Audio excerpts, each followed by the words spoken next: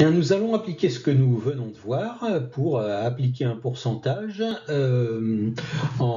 sur l'exemple du calcul du prix toute taxe comprise et du prix hors taxe. J'ai vu beaucoup d'étudiants que ces petites opérations-là déroutaient. Donc on va le faire au moins une fois et puis ça nous permettra de résumer tout ce qu'on a appris précédemment sur les pourcentages. Alors, vous avez un article qui coûte 28 € hors taxe et vous avez une TVA de 19% et nous devons calculer son prix toute taxe comprise. Donc nous devons augmenter le prix de cet article de 19%. Alors comment allons-nous faire? Il faut donc appliquer une hausse de 19% au prix de cet article. Et ça, quelque chose qu'il fait très bien, c'est le coefficient multiplicateur. Nous allons donc calculer le coefficient multiplicateur qui correspond à la hausse de 19%. D'accord? Quel est ce coefficient multiplicateur? Eh bien, je vous engage à regarder, si vous avez oublié comment on fait, la vidéo sur le coefficient multiplicateur.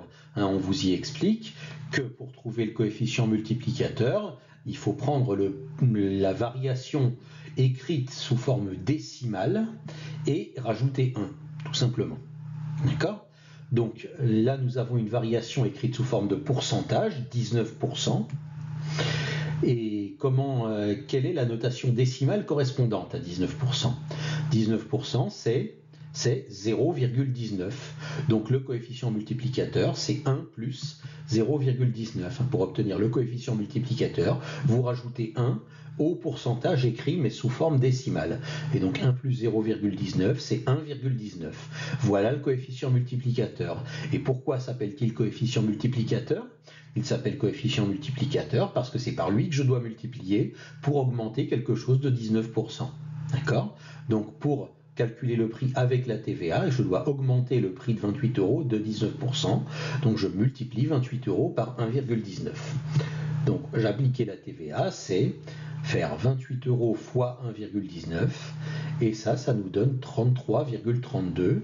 Donc nous écrivons que le prix toute taxe comprise est de 33,32 € pour un article qui coûte 28 € hors taxe avec une TVA de 19%. Donc voilà comment on implique un pourcentage de hausse. D'accord? Maintenant nous allons faire le chemin inverse. Nous connaissons cette fois le prix toute taxe comprise. Et nous devons retrouver le prix hors taxe dans notre deuxième exemple. D'accord? Eh bien, la TVA est de 19%. Nous allons donc appliquer le coefficient multiplicateur de 19%. C'est 1 plus 0,19 égale 1,19. Il n'y a absolument aucun changement. Et nous allons réfléchir à comment on applique la TVA. Alors, comment ça marche la TVA? La TVA, on a un prix qui est hors taxe. On rajoute la TVA et on obtient le prix toute taxe comprise. Donc le prix hors taxe qu'on nous demande, le prix hors taxe que nous ne connaissons pas, on l'a multiplié par 1,19 et on a obtenu 28. Donc c'est en quelque sorte prix hors taxe fois 1,19 est égal à 28. Comment je fais pour revenir en arrière? Il me suffit de faire le chemin inverse. L'inverse de la multiplication, c'est la division. Donc je vais diviser, annuler l'application de la TVA en divisant par 1,19, ce qui va bien m'annuler la multiplication de 1,19 qu'on a faite pour trouver 28. D'accord? Donc 28 divisé par 1,19, la calculatrice me donne 23,53 € et donc j'en déduis que le prix hors taxe est de 23,53 €. D'accord? Donc là vous avez premier exemple, application d'un pourcentage. Deuxième exemple, annulation de l'application du pourcentage. D'accord? Et je voudrais compléter ce deuxième exemple en vous montrant ceci. Combien font 28 fois 0,81? Vous pouvez le taper à la calculatrice, vous trouverez que ça fait 22,68. Est-ce que vous comprenez pourquoi je mets en avant cette opération-là?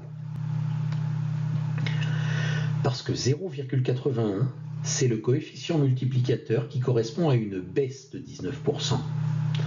Et là, dans ce dernier calcul que je viens d'afficher, nous pouvons constater que lorsqu'on fait baisser les 28 € de 19%, que lorsque j'applique une baisse de 19% à 28 €, je ne retrouve pas le prix hors taxe. D'accord? j'ai rajouté 19% au prix hors taxe pour trouver le prix toute taxe comprise, mais je ne peux pas revenir en arrière en retirant 19% au prix toute taxe comprise, parce que là, je ne retrouve pas le prix hors taxe si je fais ça. Pourquoi? Parce que ces 19%, ce sont 19% du prix hors taxe. Je n'ai pas le droit de dire que c'est 19% de 28 € comme j'ai l'air de le faire là.